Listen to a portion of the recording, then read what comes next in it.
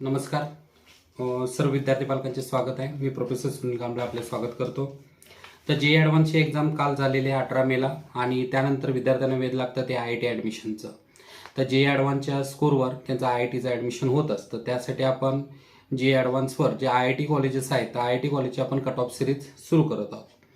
तर चॅनेलला नवीन आला असेल तर चॅनेलला सबस्क्राईब करा, जेणेकरून IITला ॲडमिशन घेण्यासाठी जे ॲडमिशन प्रोसेस आहे ते सर्व माहिती तुम्हाला या यूट्यूब चॅनलवर मिळणार आहे. तर IIT फर्स्ट सुरुवात करू. IIT म्हणजे काय? तर IIT म्हणजे इंडियन इन्स्टिट्यूट ऑफ टेक्नॉलॉजी. तर IITमध्ये टोटल 23 IITs आहेत. त्यामध्ये Tier 1, Tier 2, Tier 3 ज्या ओल्ड IITs आहेत त्याला आपण Tier 1 म्हणतो, त्यानंतर Tier 2 आले किंवा Tier 3 IITs आहेत. तर ह्यामध्ये जे आपण जे सुरुवातीला आपण जे कट ऑफ सिरीजमध्ये पाहतोय ह्यामध्ये आपण सुरुवातीला माहिती घेतोय ती IIT बॉम्बे. तर आता IIT बॉम्बेची माहिती घेताना IIT बॉम्बे महाराष्ट्रामध्ये येतं पवईला आणि यामध्ये वेगवेगळ्या ब्रांचेस आहेत, ज्यामध्ये कॉम्प्युटर आहे, कॉम्प्युटर आहे, इलेक्ट्रिकल आहे, सिव्हिल आहे, केमिकल आहे, एरोस्पेस आहे, वेगवेगळ्या ब्रांचेस आहेत जिथे विद्यार्थी ॲडमिशन्स घेऊ शकतात. तर ह्यासाठी सुरुवातीला आपण पाहू तर तुम्हाला कशा पद्धतीने ॲडमिशन घेता येतं. तर IITला ॲडमिशन घेण्यासाठी विद्यार्थ्यांना पहिल्यांदा JEE मेन एक्झाम द्यावी लागते.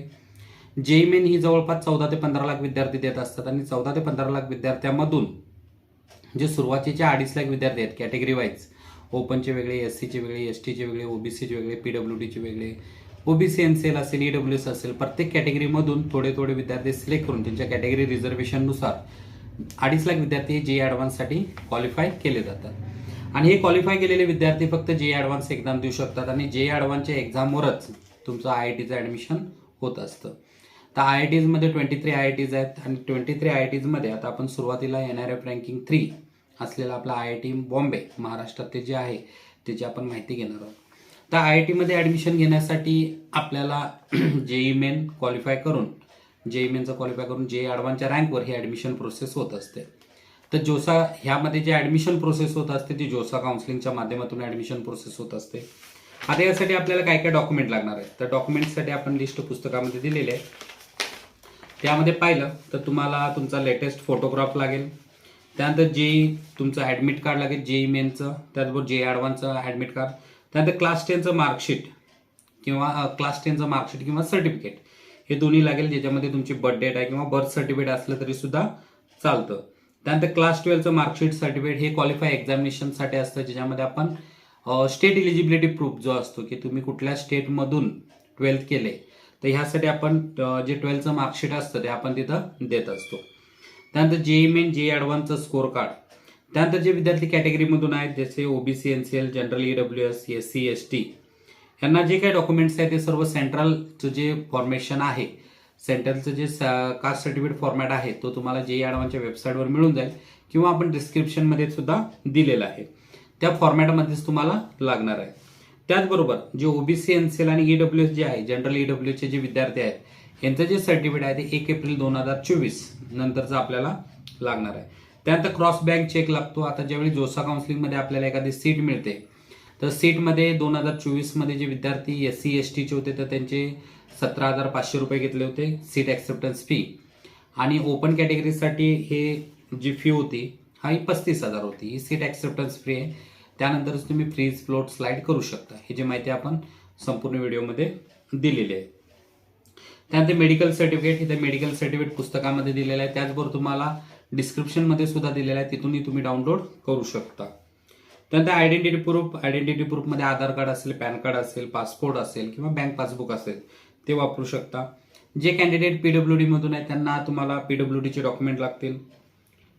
तर हे सर्व डॉक्युमेंट्स लागणार आहेत. तर तुम्हाला IITsमध्ये ॲडमिशन घ्यायचं किंवा NITsमध्ये. तर IITमध्ये ॲडमिशन घेताना IITमध्ये वेगवेगळ्या ब्रांचेस आहेत. जसं की आता टोटल जर इंटेक पाहिला तर IIT बॉम्बेचा जो टोटल इंटेक हा 1100 प्लस आहे, म्हणजे 1100 प्लस स्टुडंट्स हे तिथं शिकू शकतात. त्यामध्ये UG आहे, UG 5 इयर्सचं पण आहे, ज्याच्यामध्ये ड्युएल डिग्रीमध्ये पण आहे.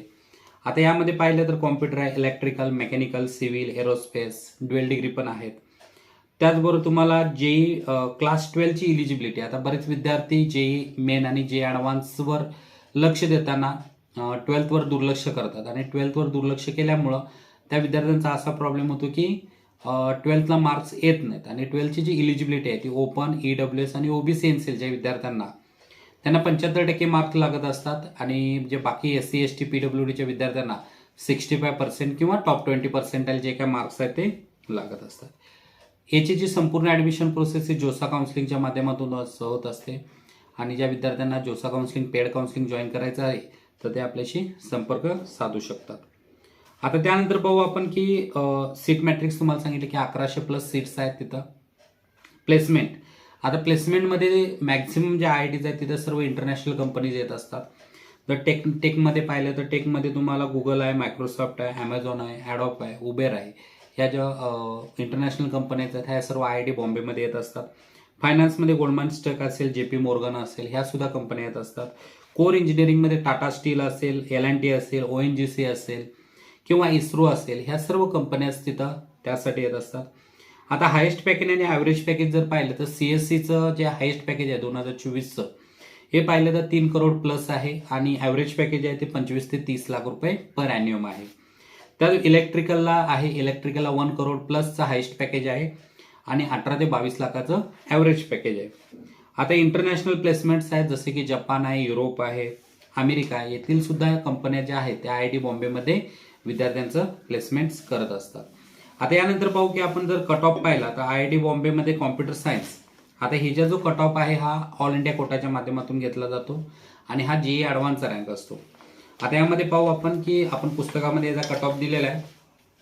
तर IIT बॉम्बेमध्ये आपण कॉम्प्युटर सायन्स अँड इंजिनिअरिंगचं पाहिलं तर 4 इयर्स इंजिनिअरिंग अँड टेक्नॉलॉजीमध्ये तर जनरलचा जो आहे राऊंड 1चा 68 टॉप 68 मध्ये तुमचा रँक आला पाहिजे.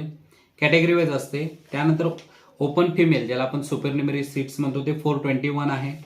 EWH जनरल, EWH जनरल न्यूट्रलचा हा 23 आहे cut off rank. EWH female चा 79 आहे. OBC NCL जनरल 50 आहे. OBC NCL फिमेल 274 आहे. SCचा 31 आहे. SC फिमेलचा 71 आहे. असेच तुम्हाला एरोस्पेस आहे, मेकॅनिकल आहे, इलेक्ट्रिकल आहे, हे जे सर्व कट ऑफ्स तुम्हाला आम्ही डिस्क्रिप्शनमध्ये दिलेले आहेत. त्याचबरोबर ज्या विद्यार्थ्यांना जोसा काउन्सिलिंगसाठी काही माहिती हवी असेल तर तुम्ही चॅनलला सबस्क्राईब करा, त्यातूनही माहिती मिळून जाईल. तसेच ज्या विद्यार्थ्यांना काही पेड काउन्सिलिंग जॉईन करायचं असेल जोसा काउन्सिलिंगचं तर त्याची संपूर्ण प्रोसेस ही आपण करून देतो, ज्यामध्ये तुमचे JEE ॲडव्हान्सचा जो काय मार्क्स आहेत त्या मार्क्सवर तुम्हाला चांगल्यातलं चांगलं कॉलेज त्या मिळण्यासाठी तुम्हाला ब्रांच सिलेक्शन असेल, कॉलेज सिलेक्शन असेल, त्याची सर्व माहिती तुम्हाला दिली जाते. धन्यवाद. चॅनलला नवीन आला असाल तर चॅनलला सबस्क्राईब करा आणि पेड काउन्सिलिंग जॉईन करायचं असेल तर खाली दिलेल्या नंबरला संपर्क करा. धन्यवाद. भेटू पुढील व्हिडिओमध्ये. पुढील व्हिडिओमध्ये बघू माहिती आपण IIT दिल्ली